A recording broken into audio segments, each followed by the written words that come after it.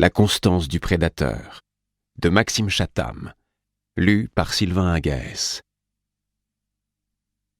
La salle de réunion des enquêteurs du département des sciences du comportement était d'une taille modeste, garnie d'étagères pleines de dossiers et d'ouvrages spécialisés au titre anxiogène pour le quidam moyen.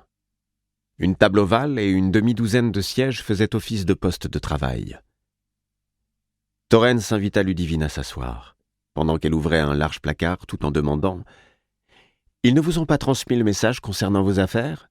De prendre un sac pour quelques jours ?»« Non. » Torrens jeta un regard vers les hanches de Ludivine. « On doit faire la même taille. J'ai toujours du rab. Je vous filerai une culotte et un t-shirt. On vous trouvera une brosse à dents et un déo sur place.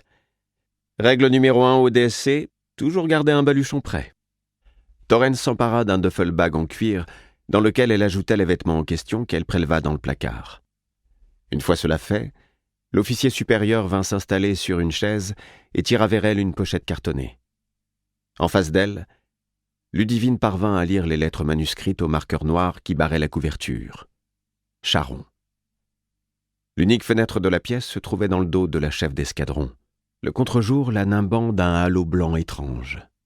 « J'ai moins d'1 heure pour vous mettre au parfum, le temps que l'hélico arrive pour nous embarquer. »« Un hélico ? C'est à ce point ?» tiqua Ludivine. « Nous voulons avancer vite. Médiatiquement, l'affaire va faire grand bruit, et nous devons avoir déjà un début de réponse avant qu'elle ne sorte. »« Où est-ce ? » ?»« Dans l'Est, près de Mulhouse, une ancienne mine. Elle était bouchée, comme la plupart l'ont été au fil des décennies, sous la supervision du Bureau de recherche géologique et minière, le BRGM. Noyé ? J'ai lu qu'il remplissait les vieilles mines de flotte pour les combler. Pas celle-ci, seulement refermée par des dalles de béton. Avec le temps, les jeunes de la région ont fini par percer quelques accès dans certaines pour squatter. La mine de Fulheim a la particularité de n'avoir jamais été remblayée, seulement bouchée. Les corps ont été découverts dans une salle qui servait à entreposer du matériel autrefois, à seulement 20 mètres de profondeur. « Les corps ?» releva Ludivine. Torrens s'enfonça dans sa chaise pour toiser sa recrue d'un air grave. « C'est le problème, » répondit-elle.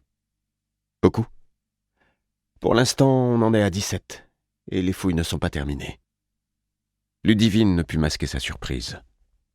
Elle n'avait pas souvenir d'un pareil charnier en France. 1000 questions se bousculaient sous son crâne. Elle commença. « Si le DSC est sur le coup, je suppose que ce ne sont pas les cadavres oubliés de mineurs. » « En effet. Aux premières constatations, il s'agit de femmes, uniquement. Et d'après les vêtements, on peut estimer à la louche qu'elles sont là depuis les années 80 environ. » « Rien de plus récent ? » ?»« Pas pour l'instant. » « Cold case.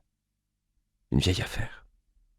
Surprenant. » « Quand est-ce que la mine a été fermée ? » s'enquit Ludivine. « 1974. Les corps ont été déposés après, en toute logique. Et seulement découverts. Quand exactement ? Il y a 2 jours, par un photographe qui se baladait là-dessous. Il a remarqué qu'il y avait un passage qui avait été ouvert récemment. Il a voulu aller jeter un œil. Il n'a pas été déçu. » Torrens prit la pochette cartonnée et y saisit une feuille dactylographiée pour se rafraîchir la mémoire. Il a appelé le 17, la brigade d'Ensisheim a été prévenue, les collègues sont allés voir et sont aussitôt remontés prévenir la hiérarchie. La SR de Strasbourg a débarqué pour reprendre la main et devant l'ampleur de la situation, s'est remonté jusqu'ici et à la direction générale de la gendarmerie nationale. Pour l'instant, c'est le blackout total vis-à-vis des médias. Personne n'est au courant. On fait tout pour garder ça confidentiel, mais avec l'agitation que ça crée sur place, la news va sortir d'un moment à l'autre. Ludivine analysait les données à toute vitesse. 17 victimes. C'était improbable. Elle était partagée. Autant de morts au même endroit. De prime abord, cela lui faisait penser à une secte, dans le délire du temple solaire, suicide collectif, mais que ce soit uniquement des femmes l'intriguait.